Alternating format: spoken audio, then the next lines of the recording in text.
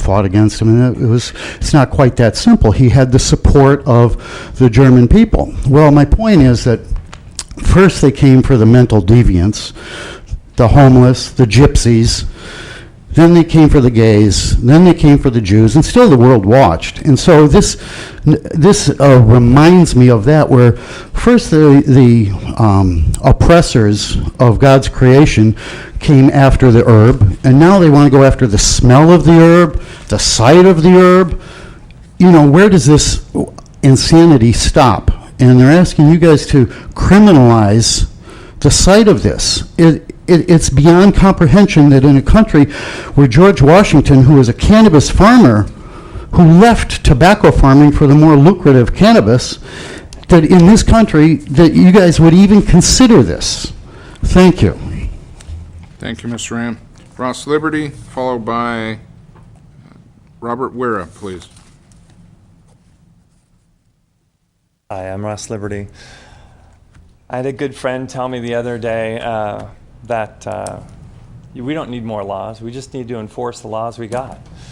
And I got to tell you, you need to make laws. If you want laws enforced, you need to make them enforceable.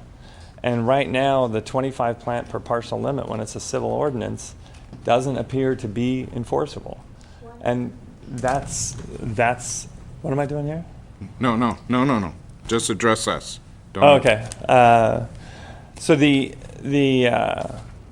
current civil ordinance really isn't enforceable, and to that, there was a letter from Pebbles Trippett in the Anderson Valley Advertiser talking about such a case where there was, I think there were plants that were too close to a school or something like that.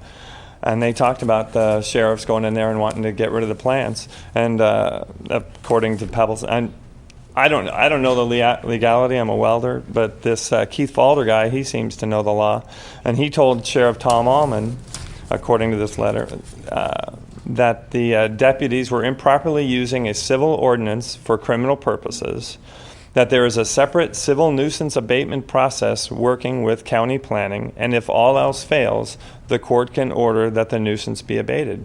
Well, just picture if you have your kid going to a daycare center, on either side there's plants growing in the backyard, and you need to go through a civil abatement nuisance abatement process and go work with county planning, and then get a court order to get it abated. You know, by then they're harvested, they got the new truck, they're good to go. I think that's my big issue. Is this is completely ineffective. The nuisance ordinance is not going to work as is, and so I urge you to make that a criminal statute. You know, refer it to the Criminal Justice Committee, make it criminal. I guess that's all I got. I got 43 seconds left. Wow. Is there any questions for me? Thank you, Mr. Liberty. Robert Wera, followed by Richard Johnson.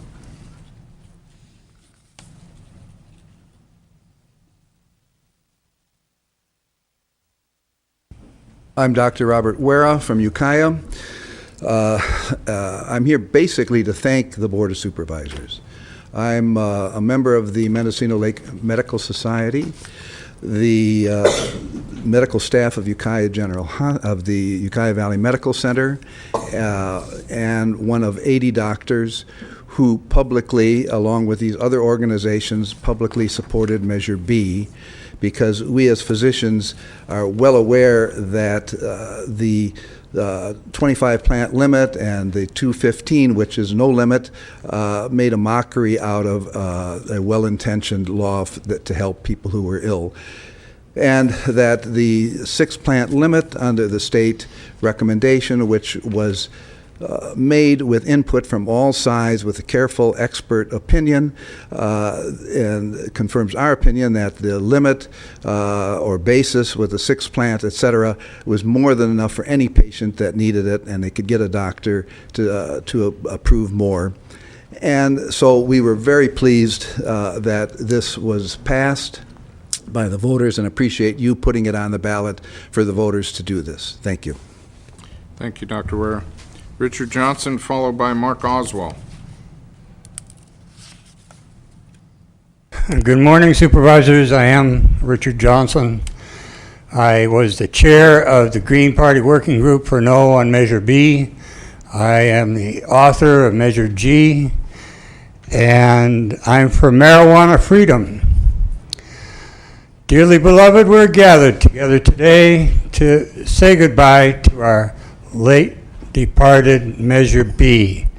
On August 8th, Judge John Benke ruled in Laguna versus Ranochat that the 9th paragraph of Measure B, putting limits on medical marijuana possession, is stayed.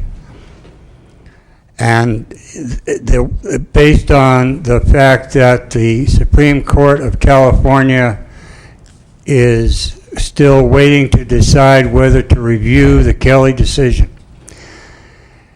What this means, in effect, is that every effort that went into the effort to pass Measure B, all the funding for campaign activities, all the radio ads, all the signs, all the debates, were all the contrived newspaper articles were all in vain. Measure B legally is dead meat. To the extent that Measure B is an expression of the will of the voters of Mendocino County, it's a 52% to 48% expression to turn our backs on marijuana decriminalization and go back to the Neanderthal approach of marijuana prohibition. The know-nothing approach to punishing people that we don't understand or agree with because we can limit their access to whatever it is they think they need or want to have, because we don't use that stuff, at least not anymore. All the effort that went into the Measure B campaign was wasted. It was thrash. It was fluff. It was in vain, and the real purpose of it was to re-elect Mike Delbar and Jim Wattenberger, and we all know what happened there. So right now it might be a twinkle in the eye of people who want to influence the election in November, but that prospect is over. My court case against you will test the validity of the severance clause, and then we're going to see if Measure G still isn't the law of the land. And that will be the purpose of my lawsuit, in which there is a hearing or a case management conference this Friday. Thank you. Thank you, Mr. Johnson. Mark Oswald, followed by Joe Colton. Good morning. I'm Mark Oswell. I've lived here all my life since 1956. I'm 52 years old. I've seen everything, including the Moonies, Jim Jones, Charles Manson. We're a complacent community. We tend to look the other way and let things kind of take root.